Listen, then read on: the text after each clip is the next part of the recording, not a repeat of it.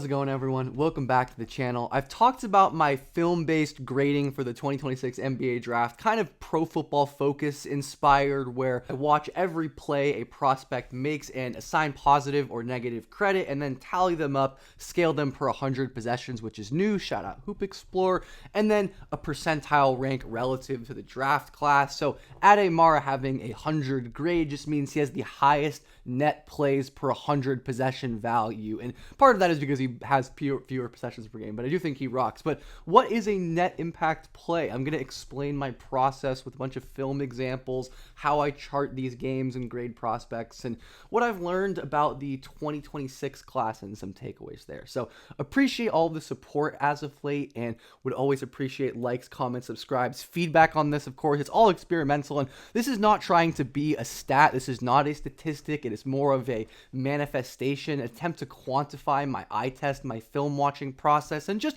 eliminate biases like anchoring bias and aesthetic bias by really grounding myself and noting all of the plays that I like and don't like that a prospect makes, so I'm not like biased or forget things, and my memory is very fallible. But here's what one of my charting sheets look for a game. It's very bare bones and not super detailed. I have other note-taking stuff, but just taking the scores. Each of these is a net impact play. And what is a net impact play, or just an impact play that I deem positive or negative relating to translation? And sometimes you know it when you see it. This Kingston Fleming's pass is an excellent one, where he does a great job reading this help defense. Fleming's passes on the move through a tight window. I talk about passing windows as an important translation indicator all the time on the channel, and there's a lot of moments where players make passes that are valuable and impactful, but because of a player not shooting or a missed shot, that's never reflected in the stat sheet. Not all stats are created equal, not all assists are created equal, and there's plenty of non-assists, right? Darren Peterson, the help steps up, a tight chaser. He's going to read early and lob it into space for Flory,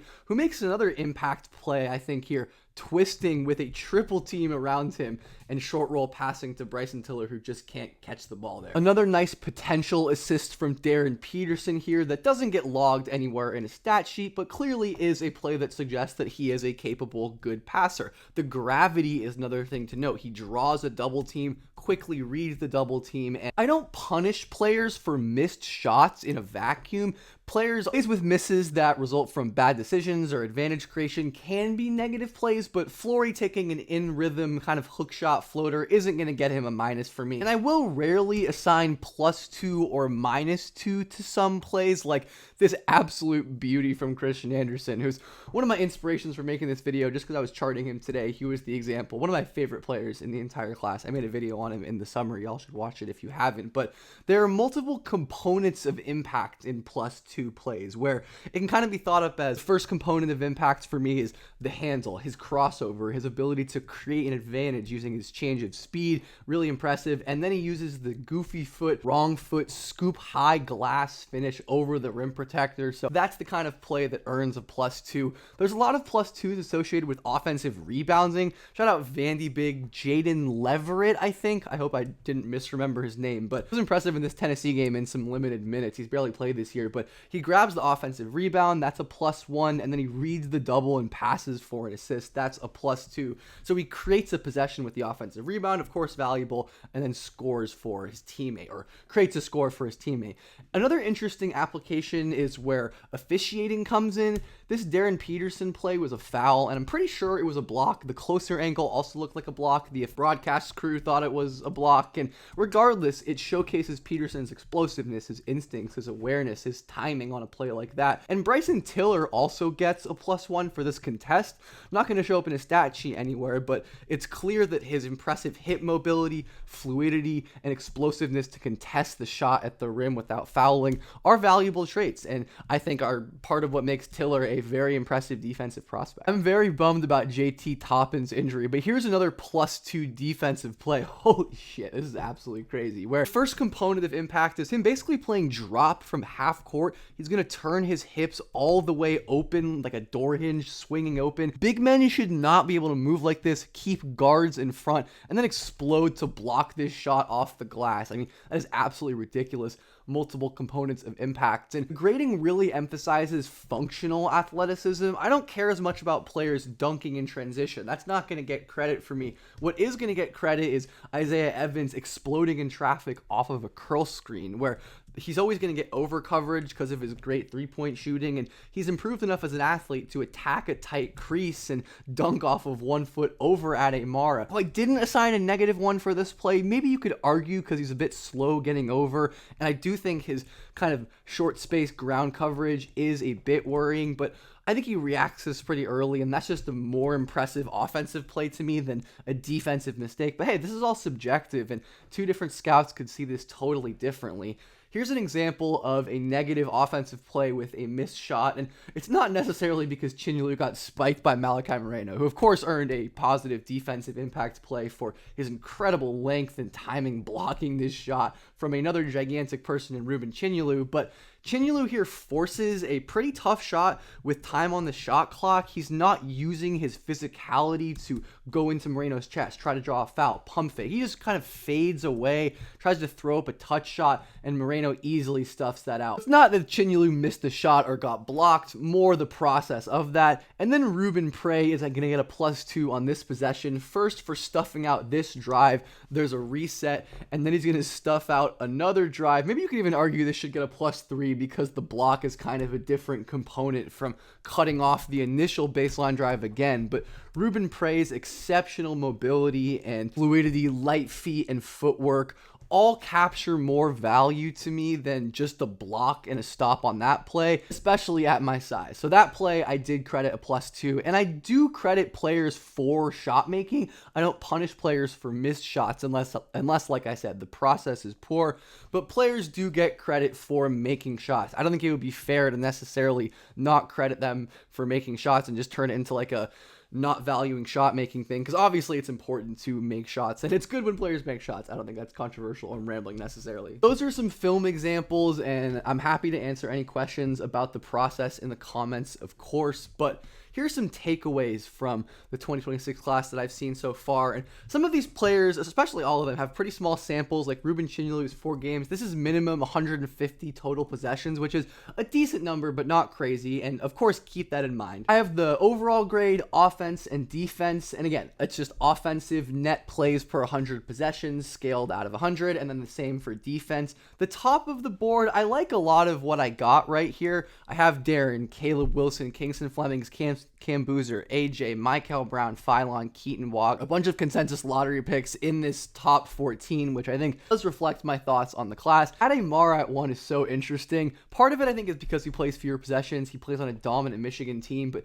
his rim protection has been that good, and his passing is so impactful and just provides like a high floor of value where even if he's not able to score really well, he can move the ball, create shots for others. Of course, I'm going to link all of this stuff in the description. Some of the best offensive players, Braden Smith, maybe I just have a crazy 6-game sample. It's like 350-ish possessions, but exceptional pick and roll passer and shooter. Boozer, of course, Flemings, Phylon, Michael, AJ, Darren. The offense grades, I'd probably trust a little more than defense, just because there's so much stuff on defense we don't know from an outsider's perspective, what the calls are, what the coach wants, if a player is making a mistake or if he's doing what he's supposed to do. But there are plenty of things you can see and you can tell, as we talked about in the film examples. And Ruben Chinyalu, Ademar, Krivas, Moreno, Merez Johnson, another one I feel pretty good about. I think it's a lot of the best defensive players in the country here, and it's reflected. Obviously, a lot of bigs and centers, and I have a couple visualizations here to show the class as a whole. This is probably the most important chart here, where it's the overall grade on the x-axis and possessions per game on the y-axis. And I found that it's just harder, even when you scale it per 40 minutes or per 100 possessions, to produce the same kind of play-to-play impact, when I also think of this as a heuristic for play-to-play dominance, which I think is a super valuable indicator for translating to the league. And it's kind of hard for Christian Anderson to get above like a 70 grade, especially on defense, when he's doing so much heavy lifting and teams are doing so much to take away his threat. They'll double him and trap him, and he'll just swing the ball, and then the play will reset and someone else will score. But I don't necessarily punish him in my thoughts about the prospect. prospect. All context. Darius Acuff, Keaton Wagler, Cameron Boozer, all of these guys in the top right are high-level prospects, in my opinion. Shout out Henry Vasar, who's been awesome this year. Duke Miles is pretty old, but has been phenomenal on both ends and has had a pretty high load. Then you have guys down here who don't play as many possessions per game and have really high impact, so maybe hold a little more skepticism, unless, Peterson with the injury, Ademar just plays on such a great team, they blow teams out. So with those two, I don't necessarily, and even Gongba to an extent, but maybe a little more concerned. But still, I think I value these players who have high grades, who are play-to-play dominant. This is my go back to school quadrant, where you have a lot of players like Killian Toure, Carter Knox, Chris Sinak, Dame Sarr, Nick Amenya, Caden Boozer, Elijah Freeman, Sebastian Williams-Adams, Matt Abel, Elijah Arenas, Nate Ament. Hot take, go back to school. It's not going to happen. Just players who aren't playing as much and they aren't so impactful in their minutes. This is the more concerning quadrant. I call it the cardio quadrant, where you're playing a lot of possessions per game, but it's not a ton of impact in ways that translate to the league. Yesufu is a prospect I talked about I'm not as high on overall. And of course, a lot of these samples are still small.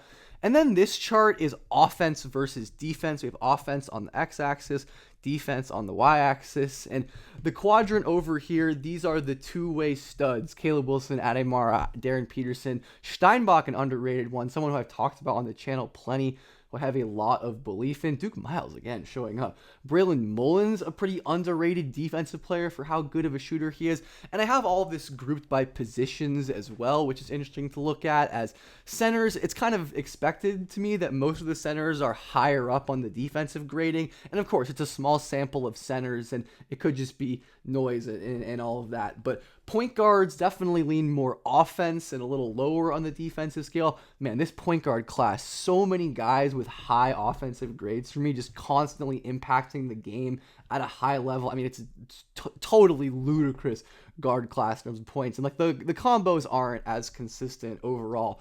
Over here are the more offensive specialists, and there are some players who I have decent defensive projections for because of things like physical tools like Michael Brown or AJ DeBansa, or some players like Christian Anderson, or even Sturts to an extent, but Anderson more. Phylon, who have enormous offensive loads, probably stand to improve on defense once those offensive loads decrease in the NBA. Like a lot of these middle players, very balanced offensive and defensive impact. Thomas Houck, Yaxel Lendeberg, Richie Saunders, Isaiah Evans, Malik Thomas, Jacoby Gillespie, Caden Boozer, a bunch of players I think will be good role players in the league. And Amari Allen doesn't have the most impressive overall grade because of his inconsistencies. He's very young, but his impact on both ends to me has been pretty impressive, and I think this reflects why I'm pretty high on him overall. Over here we have our defensive specialists, Killian Toure, Matt Abel, the centers. Mo Krivas has been one of the best defensive players in the country. Definitely more limited offensively. Sarr, phenomenal in defense. Flan, to me, has been excellent on defense, but can't hit a shot to save his life.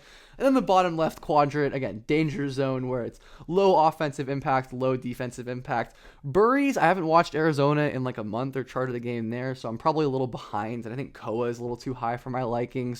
But again, I'm not as high on him. Nate Aments, the defense has worried me quite a bit this year, and offensively, he's been good but unspectacular. And the last thing I've been toying with are positive play rates, where the grade is net impact plays, right? But not all scores are created equal. This Tyler Tanner game against Tennessee was four net impact plays in total, but you can see there's a ton of negatives in there. It's a bunch of positive plays and a bunch of negative plays balancing out to a pretty low number. Compare that to this Wesley Yates performance, which is 5 overall net impact plays, and there's only 1 negative play, a lot less involvement. So the positive play rate was something I wanted to try looking at. So at the top, we have Kingston Fleming's plays per game on the y-axis, positive play rate on the x-axis, and players at the right and at the top, I think, are not making a ton of negative plays, not doing things that indicate negative translation. Again, a lot of impressive prospects up here. I don't necessarily think it's bad to be down here. Again, this is all very experimental and small sample, but doesn't surprise me that someone like Nate Ament or even Bennett Sturts, whose defense contributes a lot to this, and like failed advantages created. Tyler Tanner, again, defense, and like we showed that example, that game against Tennessee probably contributed a decent amount to this. Again, pretty small samples, but I'm really interested in the players that make positive plays and avoid negative plays. I think it's probably a good role player indicator. Again, Ryan Conwell, Jacoby Gillespie, Richie Saunders, Flory up here. So yeah, those are my grades. This project has been like 2-ish years in the making, and all I really want is for people to like make their own conclusions and hopefully find some value out of it. Again, this is not pretending to be rigorous statistical analysis or something like that. It is, again, just an attempt to quantify my film process that I have developed over like my 7, 8, 9 years of scouting that is always going to be changing and growing, and I'm going to keep tweaking and improving this hopefully over the years. And again, any feedback would really be appreciated. Yeah, let me know what you think, what stands out here, and I'm going to link all of this, of course, in the description. But thanks everyone for watching, and have a nice day.